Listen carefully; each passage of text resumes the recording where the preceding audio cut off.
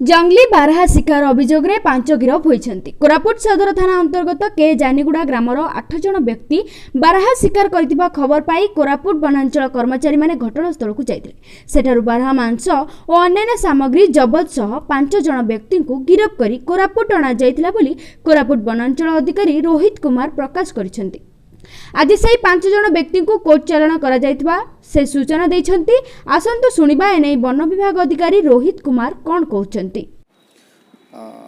करतास जानीगुड़ा रे ग्राम रे किसी अभियुक्त से माने 8 जन गोटे जंगली बारा को से माने शिकार करिकी से माने ताकू खंड खंड करी काटुथिले। आमे खबर पाइला परे सांगे सांगे स्पॉट रे फॉरेस्टर एवं फॉरेस्टर गार्ड घटनास्थल रे पहुंची बारा मांस को जबत करा जायछि एवं 5 जन अभियुक्त को आमे अरेस्ट करिछु। से 5 जन अभियुक्त आपण अरेस्ट करछन से गोटे गां ना विभिन्न गां अलग अलग गां रो अछंती से माने करतास जानीगुड़ा रो अछंती, मालकानगिरी रो अछंती आ जोगीमालीगुड़ा रो भी अछंती।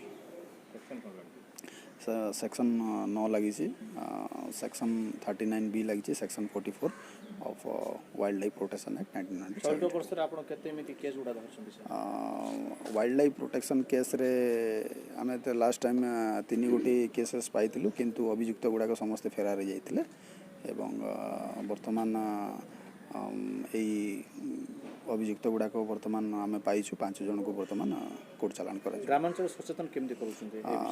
ग्रामांचल सचेतनता आम VS वन सुरक्षा समिति विभिन्न गाँव में करा जाइछि, विभिन्न जगार अच्छी एवं से माने जंगल सुरक्षा देवा सहित निया दाउरू रक्षा करूछन्ती। आउ एपरी पशु पक्षी शिकार जो माने करूछन्ती तांकू सचेतनता करा जाउछि। कोन पे केस छ एटी आमी गोटे बंदरे बुढ़ी बारिया मरी गला से मैटर रे मैच छ बारा मरी गला। हां मरी गला हम बेटी नेकरी खाटबा जगेरु फरास्टी आसी करी हमको दरी करी आनले। कोरापुट पवित्र मोहन सेटिंग रिपोर्ट सब वर्ग खबर।